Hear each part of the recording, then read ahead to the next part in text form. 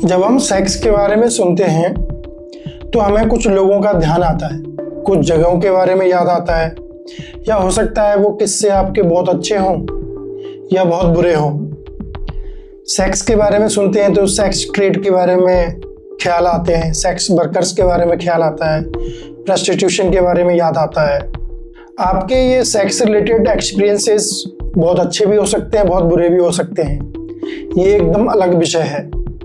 लेकिन दोस्तों, दुनिया में सेक्स ट्रेड के लिए कुछ जगह विख्यात कह लीजिए या कुख्यात कह लीजिए पहले से ही है।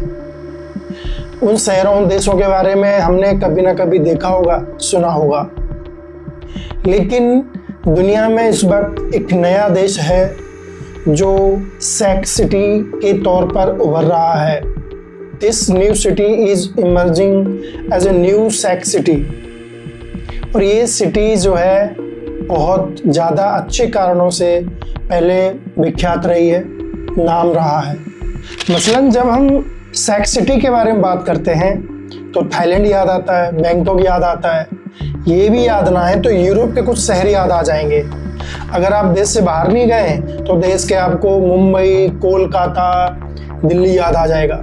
गौरतलब है कि मुंबई और कोलकाता में जितने वेश्यागर हैं और सेक्स वर्कर्स हैं वो देश में सबसे ज़्यादा नंबर्स में हैं, संख्या में हैं। नमस्कार दोस्तों, स्वागत है आपका द स्पिट लाइन्स में। आज हम बात करेंगे दुनिया में उभरते हुए एक नए सेक्स सिटी के बारे में। मैंने कुछ दिन पहले अखबारों में पढ़ा और पढ़कर थोड़ा सा सन्न रह गया कि यार इस शहर को तो कम से कम सेक्स सिटी के तौर पे ना जाना जाए, पहचाना जाए। और यही चिंता उस सरकार की भी है। दोस्तों, ये शहर है टोक्यो, जापान का। दोस्तों, जापान की जो पहचान है वो अच्छे कारणों से है। जब हम जापान सुनते हैं तो हमें क्या याद होता है?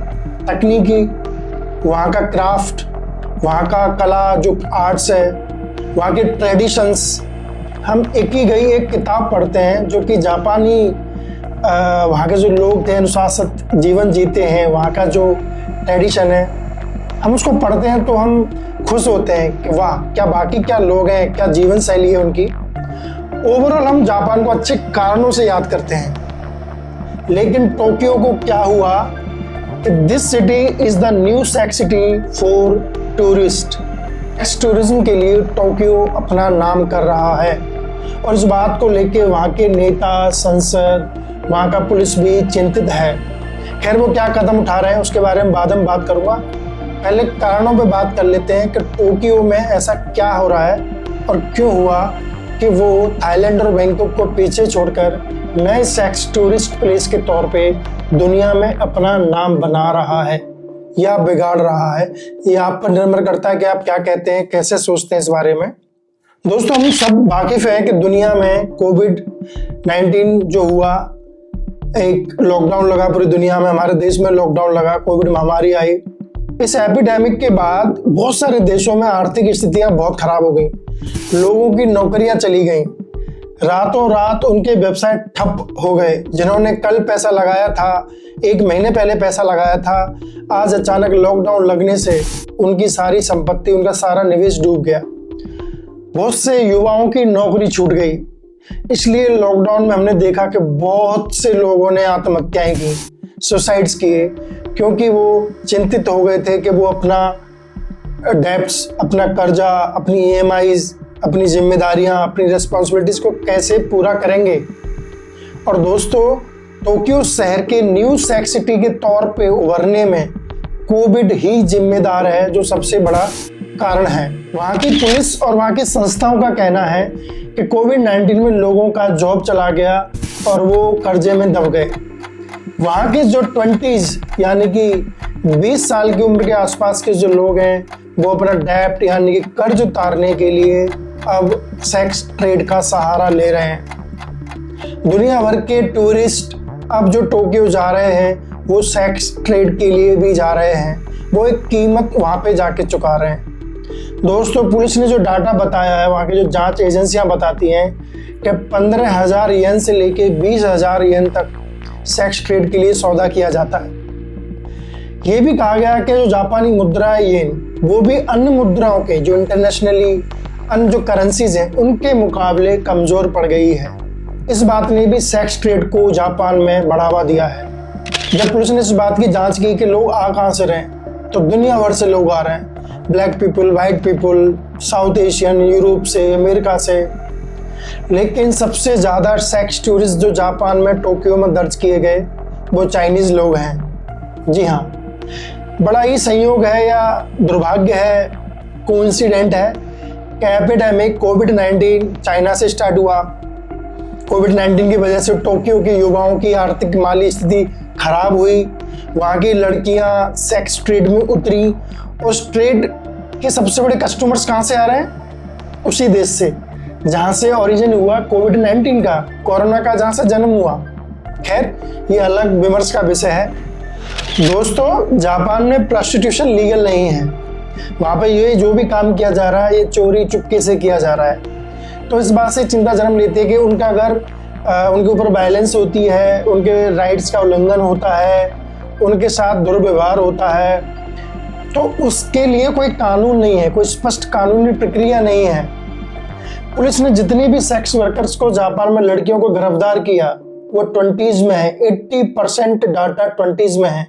कुछ लड़कियां तो 19 और 18 साल की भी हैं। जापान नीदरलैंड जैसा देश नहीं है। नीदरलैंड में प्रोस्टिट्यूशन लीगल है, इसलिए वहाँ पे रूल एंड रेगुलेशंस बहुत सख्ताई से बरते जाते हैं। प्रोस्टिट्यूशन जहाँ पे होगा वहाँ पे लीगल जो है एस्पेक्ट भी बहुत स्ट्रांग होता है, लेकिन जापान में तो ये है ही नहीं।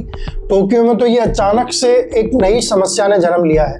दोस्तों, भारत को अगर हम बात करें एग्जाम्पल के तौर पे, Bharat is known for software power, Bharat, India is known for spirituality, India is known for yoga, India is known for IT engineers, doctors, population also.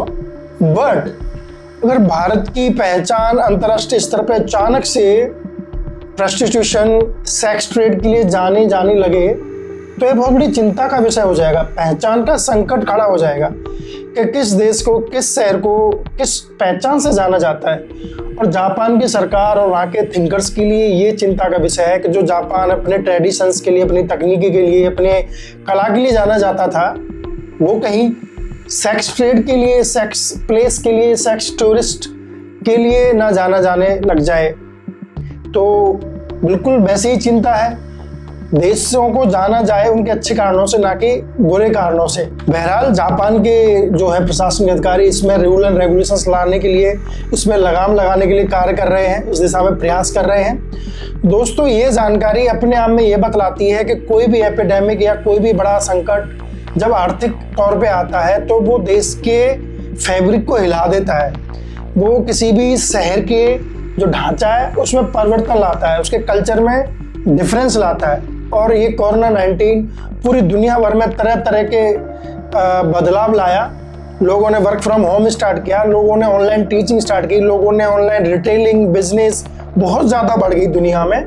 ये फायदे हुए तो नुकसान ये हुआ कि जो लोग आर्थिक तंगी में चले गए उन्होंने कुछ गलत रास्ते भी अख्तियार कर लिए, जिसमें से इंटरनेशनली ये मामला सबसे बड़ा है और चिंतित करने वाला है कि जो शहर अपना अच्छा नाम रखते थे वो अब गलत वजहों से नाम रखने जा रहे हैं। इस सब पर आप सबका क्या कहना है? आप कमेंट करके मुझे इस वीडियो में बता सकते हैं। अगर आपको ये वीडियो अच्छा लगा है तो आप सब्सक्राइब कर सकते हैं, लाइक कर सकते हैं, शेयर कर सकते हैं। नमस्कार।